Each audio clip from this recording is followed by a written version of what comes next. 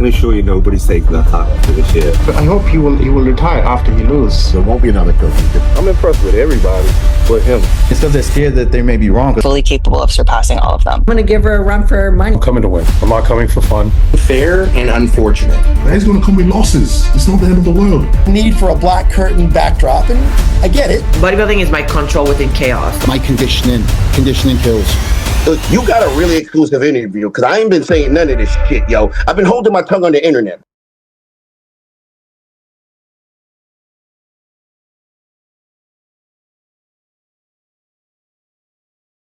Yes, guys, Suki for BTS TV. I've been meaning to do this one for quite a while, and that was the Olympia recap. But of course, as you guys know, I was there for that full period. But here's a reason why it's taking me so long. I have been suffering from a virus since I got back from Vegas on Monday night. And even right now, I'm sweating. My voice is absolutely fucked. My chest is killing. Yeah, it's not been great. And I knew if I didn't get this video out, then it would never get out. And the reason why I want to do this one was because there was a lot of things that happened at the Olympia that maybe you guys did not see. Now, I did a lot of content on the Olympia. You can tell, guys, that I'm struggling here. I did a lot of content for the Olympia, from not just what happened on stage, but everything else. The weigh-in, the check-ins, the press conference, the Meet the Olympians.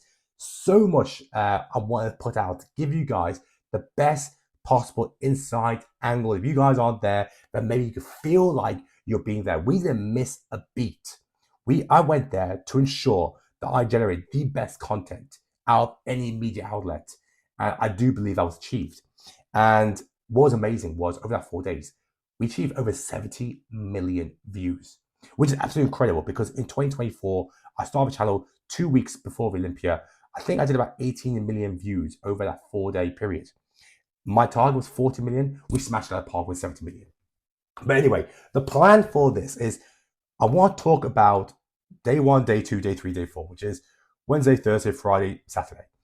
And what I'm going to do, this one is going to be day 1 and day 2, which is Wednesday and Thursday, because there's so much that I want to talk about. I want to share with you guys and get your thoughts, because like I said, you've watched me put all the content out, but there's plenty of things that I didn't get to talk about, or I didn't get to share. So that is the plan right now. Now, I'm going to apologize in advance because my voice is fucked. I might cough a bit, so I'm going to try to cough away from the mic and make sure it doesn't mess up your ears. So I do apologize in advance. But like I said, I really want to get this out, and I don't want to wait another day because there's so many stuff that's happening right now that I want to cover. Let's go straight into day 1, which was a Wednesday. Put into context, I left my house back in the UK at 7 a.m., had a flight at 11 a.m., landed in Las Vegas around 5 p.m. Don't forget it's an 8-hour time difference, so 5 p.m. in Las Vegas was actually 1 a.m. in the UK. So yeah, I didn't sleep well on the flight. Don't recommend Delta. That's a different subject. So I landed and went straight to the hotel at Resort World, and that's about 5:45, and then went straight over to the open check-in. Now, the check-in was for the open guys. That would start at 6:30, and you also had wellness, fitness, figure, women's physique, and women's bodybuilding. I believe all those classes were there. And the check-in wasn't open for the media. Now, when I went there, it's all in a massive gazebo, and outside is rammed. Loads and loads of people. Media, coaches, friends, partners, all that. That was the first moment where it just felt like this is a big, big event. And then you start seeing the guys come in. I think Nick Walker was one of the first. Hood up with a fella, went straight in. Tried to avoid speaking to anybody. Samson came in with his wife, and he was happy talking to people. I had a quick little chat with him, and he went in. Derek Lunsford, he had his beanie on, went straight in. Hardy had his entourage. Hardy was with Hardy Rambod as well. He went in, and this is the moment where you just looked and you felt like every big name that has qualified is here. There is no injuries. There is no visa being declined. Anyone who is qualified for Olympia is there, and this just felt big. It just felt huge. Now, like I said, nobody was allowed in the gazebo apart from the athletes and the Olympia production team and the Ivy Pro League. Nobody else, no coaches, no media.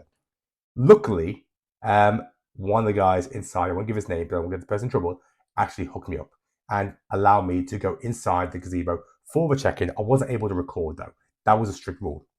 I went in, and it is a bit of a tame affair, really, because you've got Dan Solomon there talking about the Olympia, the agenda, giving some shout outs to the 4 Olympia champions, giving a shout out to Belarus, who obviously finally made it. And then, of course, they announced one person at a time to go up there, grab the badge, shake a few hands, went over to grab some other stuff, and then had an Olympia TV interview. It was really tame, really. It's like nothing major. But what I did notice as well from the guys that were all there is it did feel like this was just tick box. It was just, let me get this done. Hopefully I don't get to talk to anybody and I could just get out. I mean, some obviously happy to talk, but most are just like, let me just get this done. We'll share some names though. Managed to catch up with quite a few people. Tonio was great. He was talking about the fact that he's looking to expose anybody who's not in condition. Winning Bonac actually gave a little hint, and maybe this was his last Olympia. More to find out about that. Sassarate was talking about his traveling to get over to Vegas and what his expectations are. Akeem was there, so I talked to quite a lot of them. There were a few that I did speak to that didn't want to be interviewed, which is completely fine. We did ask, say, look, Suki, can you do this a little bit later? There was one person who basically blanked me. And I do not blame this person, and let me explain why. It was Nick Walker, and he did look like the fact that, look, I just need to go home. I just need to go home and get some food. There's going to be hundreds of people outside this gazebo, and I really don't want to stay a second longer, which I completely understood because they're 48 hours away from prejudging. The last thing they want to do is talk to more people. That's where the Meet the Olympians is on Thursday evening. They don't need to do this right now. So I understood that. So that was the open check-in. Of course, there was the other categories, but it was made for the open. And it was good. It was good to be inside, experience it. Good to catch up with Jack Sullivan, Tarek, Sid from RX, loads of people within the Olympia and Pro League that I got to chat to over the 4-day period. The next day, because the rest of Wednesday, there wasn't much going on really. The next day, Thursday was the one where I knew I had to be at the Classic Physique weigh-in, because we all knew the big story that's leading to it will be, what will Mike get measured and what will his weight be? And I got there early, and it was 212 first, and then Classic Physique, and then Men's Physique. The issue they had was they were running behind. So it started very quiet, but when more of the 212 guys started coming in, the classic boys started arriving. And this is when it started to fill up massively, because every classic guy had a videographer, had maybe a photographer, had a coach, had a couple of friends. None of them could go inside. I couldn't go inside either. They were all outside the room, and this got jam-packed. And the amount of times the security had to yell at people to clear space. There must have been about 250 people at one point. It was so busy, and they were there because of a certain reason. They knew that when it comes to classic, the height measurement has now been changed, and maybe this might impact quite a few people. I was quite close to the door. So I remember Mike Sommerfeld was one of the big names that kind of came in. It was towards the back end now. Shades, headphones, in his Olympia gear, or it's more of his Mike Sommerfeld gear. He's with Neil, with a couple of teammates, his partner, and it was head down. It was head down, I guess, straight in there. Ramon Dino then came in, very different. He has this global superstar aura about him. White top, fresh face, no shades, holding hands with his wife, got his team behind him. First person he acknowledged was Neil Hill, actually shook his hand. Then he kind of came in, a few fist bumps, a few people, a few nods, and then went in. He looked very, very confident. Very different from Mike. Even though Mike has shades, but maybe it it was just that aura about it, because the whole period that we were outside, it was so tense. Honestly, this was it. This just felt like this should have been an event itself, because inside they were showing the weigh-in. Now let's talk about inside. I got a message from one of the guys in there saying, Suki, they are measuring the people around the corner. It's not in front of everybody. Now, of course, that news broke out and went mental. Everybody's asking, like, why is that happening? Few Olympians weren't happy about it. Didn't like the transparency. Felt there may be a way where people could be cheated, which obviously wasn't the case, because they did take pictures at the back, so there was complete transparency. So, you know, the IFA Pro League, they knew maybe some of the issues they may have, and they dealt with it through the pictures. Now, they were running behind. They were running behind by quite a severe amount. A lot of the guys kept coming in and out, going back for a piss, going back in, going back out, going back out. I think Mike Sommerfeld must have come out about 4 or 5 times. He must have been in there for a good hour and a half maybe, which was absolutely mad, because a lot of these guys now are so depleted to make weight, and now they were made to wait. The first 212 was done first. I remember I got a message from one of the guys inside saying that Keon's made weight, but only just at 211.9. I remember saying it, I think already. I was opposite his partner, his fiance. I think she already knew as well. I could see she looked at her, she got a message. And then, of course, Keon came out. It was so busy. It was so busy out there, and everyone was trying to grab Keon. He was just looking to just get out. Like, I've just made weight, and he gets some food in me. Now, there was a few moments. I remember seeing one channel announce the fact there was 2 guys who had missed weight, one of them being Michael the Bull. And I remember seeing Michael at the start, but there was quite a few guys when they arrived. They were doing some stretching. They were saying that when they wake up, normally they're quite shorter than what they are. So they normally just lie on the floor, that allows them to stretch themselves out. When that announcement was made, I was already told the actual number of guys who actually fell weight. And it wasn't 2, it was 10. And I did a post about it, didn't I? I dropped a post saying 10 guys have missed weight. I knew who they were. No way was I going to say who they were. So eventually that came out, didn't it? You know, Valentine being one, Niall being one, only just like, because everyone's being measured differently versus obviously previous years. So that did throw up what they thought was their weight cap. So I go with Terence. There was a few guys that came out that just weren't happy with maybe how it's all being done, but they accepted it. Terence came out, all done. Brian was all happy. Logan was all good as well. So, but we're still waiting for some of the main players. We were still waiting for Ramon and Mike.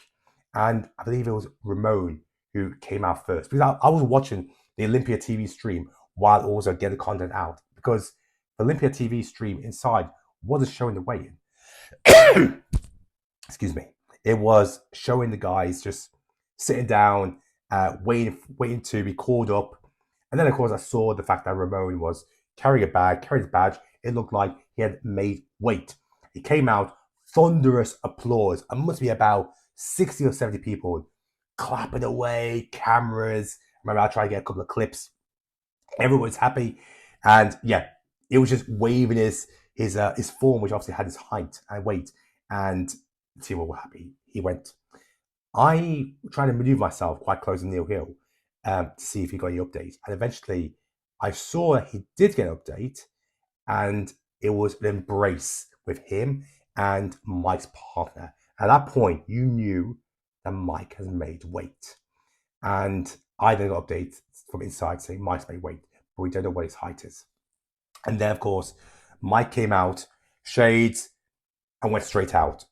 I did a post, and it looked like he didn't do Olympia TV.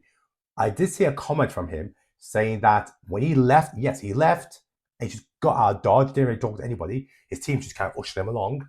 He went to another room, and I think he must have had some food before he came back in for an interview. However, I didn't see another Olympia TV interview, so I don't even believe that even took place.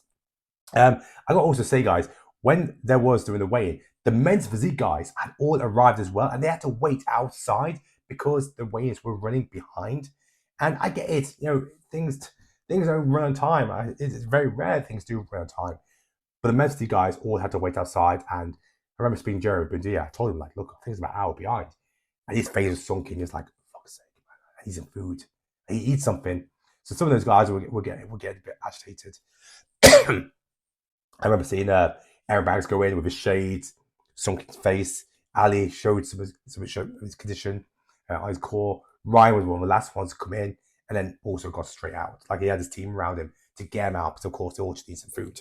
So after that was the press conference, and I'm only going to say there was only 3 highlights of the press conference. First highlight was just Nick Walker. It was his aura when he came out. It was being announced. It was just huge. Like they were just going mad for him, going absolutely mad for him. The second one was Missy Truscott. Missy Truscott dropped a line.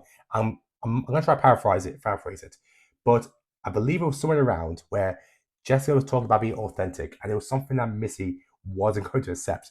And then Missy went and said something in the lines of, talk about authentic. When did you get busted for editing photos again? And the crowd went a massive silence, like shocked. And everyone just cracked up, and Jess didn't say anything. Missy left as that, and I think somebody else asked him for a question. But that was an iconic moment in that press conference. Absolutely hilarious. And then, of course, the other moment, which was the reel that got me the most views over Olympia weekend. I believe it's 2.5 million, and that was Brandon Hendrickson and Ali Blau. The moment where Ali Blau touched Brandon on the shoulder, and Brandon responded with, "Don't touch me. Don't touch me." Said it again. My God. Like, everyone just cracked up. I remember just watching, because you had Ali, Brandon, Aaron, Jeremy, and then Ryan. And Ryan, he looked like he put his feet up like, you guys all go at each other. I'm chilling. Jeremy said a little bit, but he was very professional and farmer wise. Aaron kept it quiet, really. Ryan didn't talk too much, really, and it was excuse me, it was more around Brandon and Ali. But in the open was actually a bit meh, really. Wasn't really special. Last year, Samson took his top off. Excuse me, voice is going. Samson took his top off last year, so yeah, that was a bit meh, a bit different. So yeah, press conference was jokes. After that, I had the Bikini Inside episode. That was good, recorded with a lot of Bikini Olympians. And after that was the Meet the Olympians, which really I didn't get a chance to interview too many people. It's actually more talking to the guys. I thought, I'm going to use this opportunity to not take my phone out, just chat to the guys and girls. And a lot of them, follow the channel. It was good to give them a face to the name of a channel. I knew obviously RX Muscle and NPC would do interviews, so I could take their content up on the channel rather than do anything myself. But the Meet the Olympians, I was busy. That was rammed. That was chaotic. I think the guys with the biggest queues were Samson, Nick. I think it was probably just those two. I didn't see where Hardy was. I must have missed him. There was some guy who arrived late, which I thought was quite disappointing. When you got Meet the Olympians, especially those guys who's bought VIP tickets and they're there from 7 a.m., you'd already be there on time. These guys are paid some big money to hopefully meet some of their idols, people who are inspired by them. That was disappointing. And that was the Meet the Olympians. But of course, on that Thursday, it was all about the weigh-in. I really hope you guys enjoyed the content that I dropped for that. The press conference was so-so. I would give that maybe a C-. The weigh-in was an A-star. That was box office. More. I wish I did more. And yeah, press conference C-. Missy stole the show. So did Brandon. Ali was on form. Samson said a few things. Derek said a few things. Nick said he'll win the Olympia, which of course now we're about 5 days after Olympia. We know what the end result was. So that was day 1 and day 2. And the experience, I'm going to try to shove this down in a moment, but we're going to get to 20 minutes. The resort world, just walking around, you're bumping into people all the time. Yeah, to Ryan Coleman, Jay Cutler, Phil Heath, Kai Green. You've obviously seen the videos I've done with Chris Bumstead, Sam Sulek, like anyone was there. And I am so thankful that I was granted a media pass and actually went to Olympia, because I would have regretted it so much if I didn't go. I just did what I did last year and just do the content via the live stream. You had to be there in person to see all the things that maybe would have been missed, like the weigh-in, like the check-ins, like the press conference, and meet Olympians. So I'm going to drop day 3 and 4 tomorrow, which will cover the pre-judging finals for all the other divisions. And I'll see you guys later for that one.